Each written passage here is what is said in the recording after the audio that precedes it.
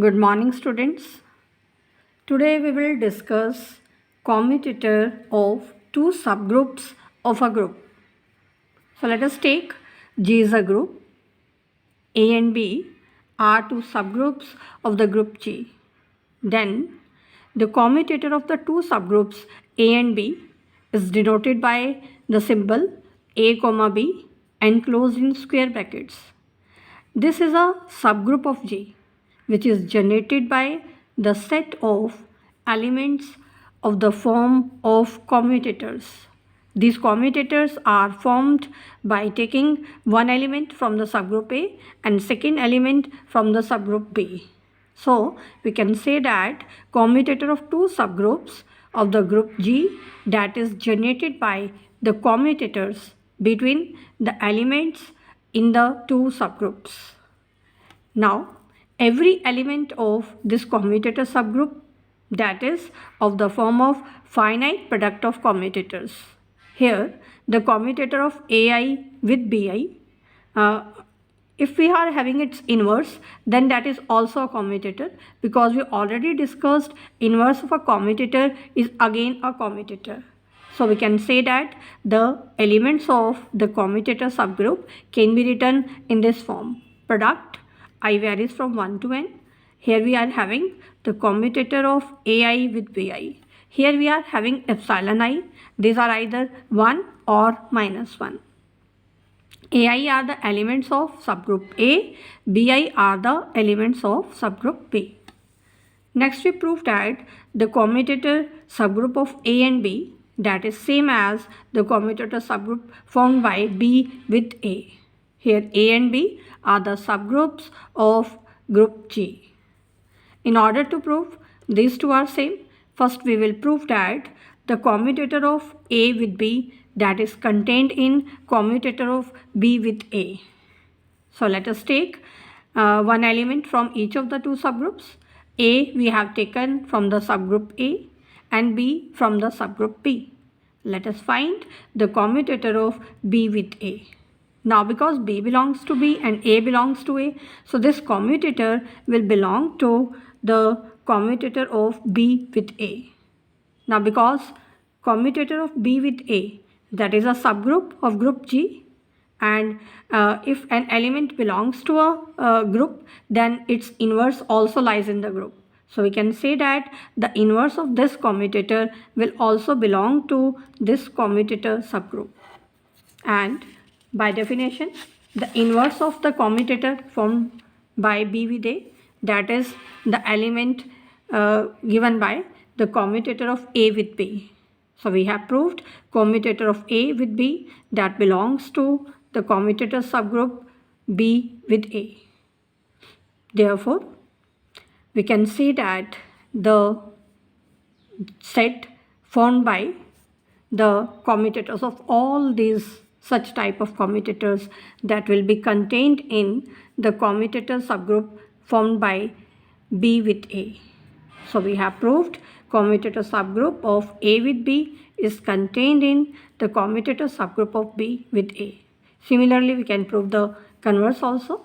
So we can say that the two subgroups are same. Now, our next theorem is,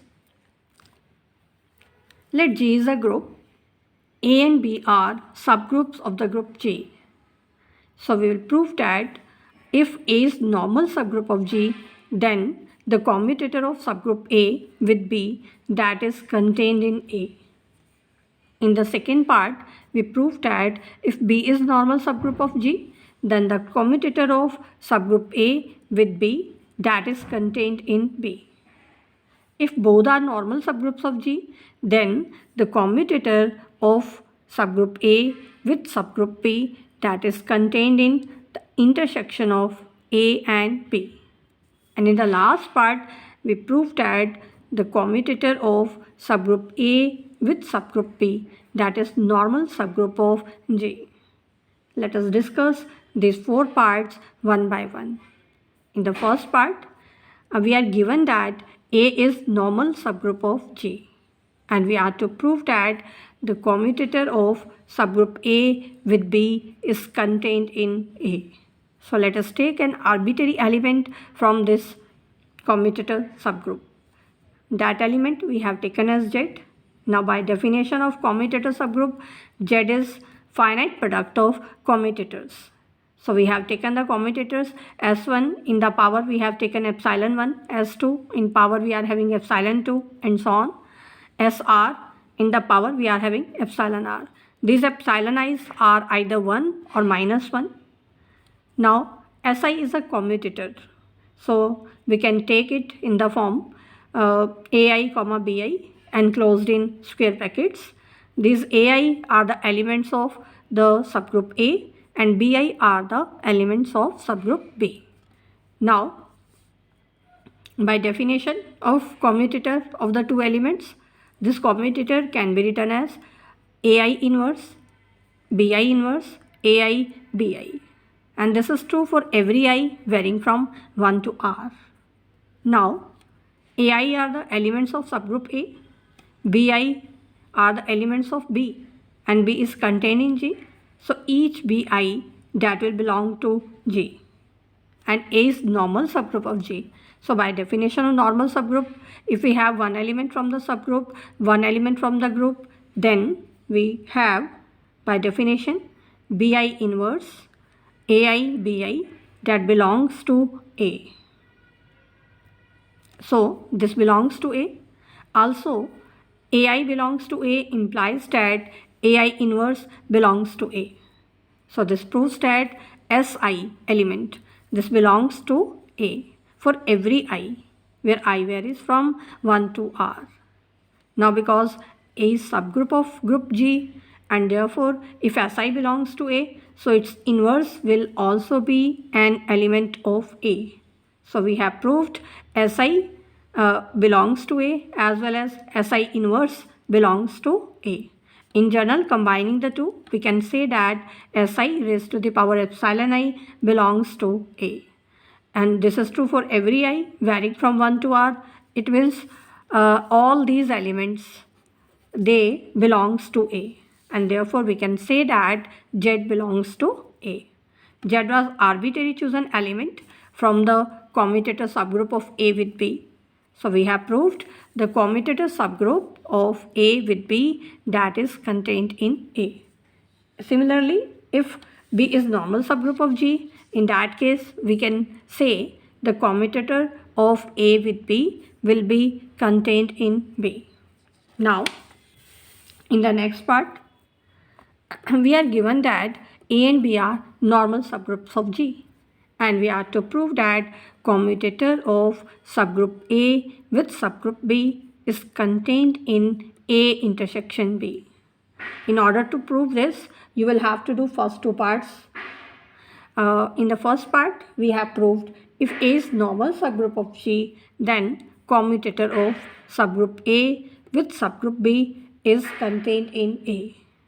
In the second part, we discussed if B is normal subgroup of G, then commutator of subgroup A with subgroup B that is contained in B.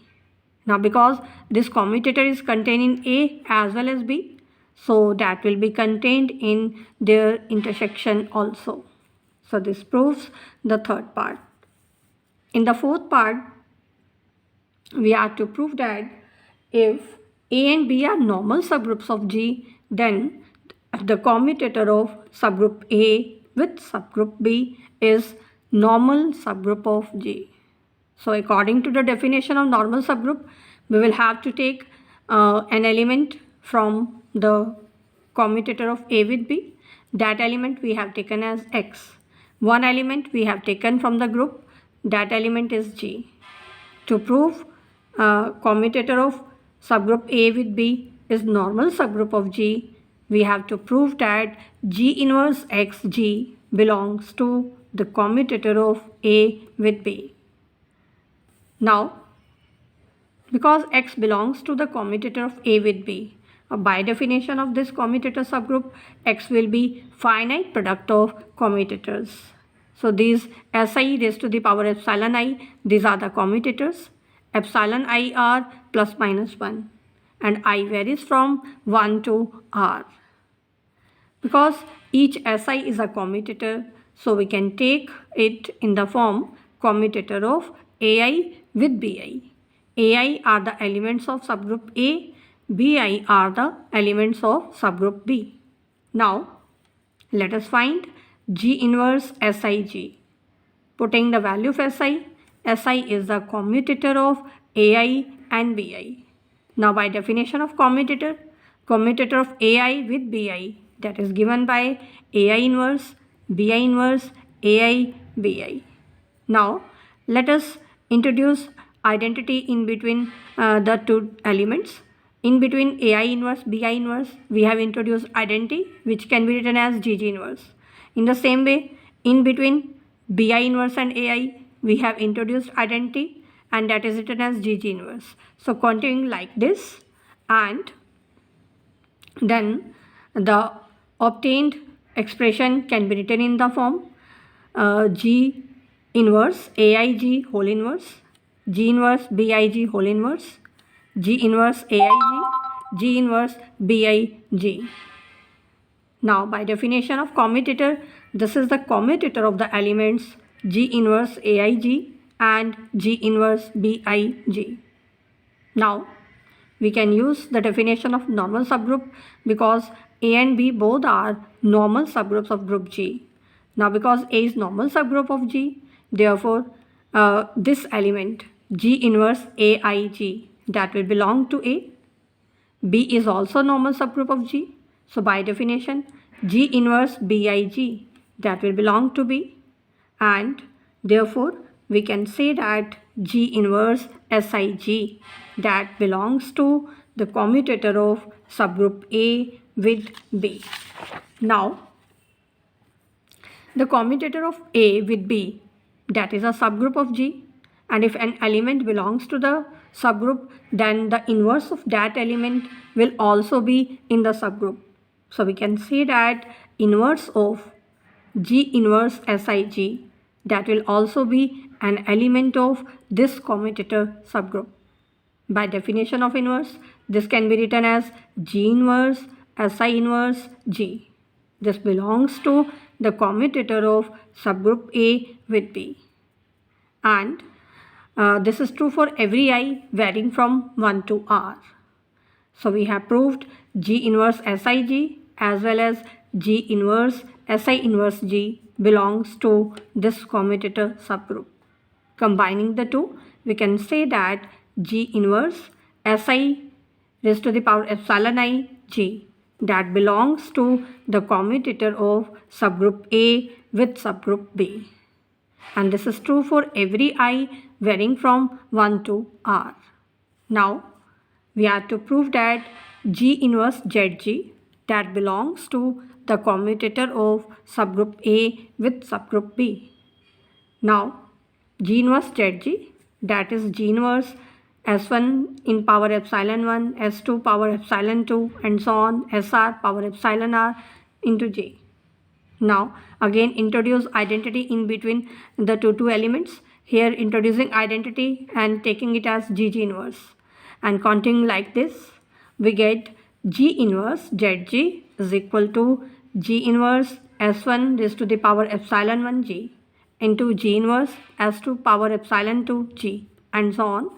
Last is G inverse SR power epsilon R G. We have already proved here that such type of elements belongs to commutator of A with G.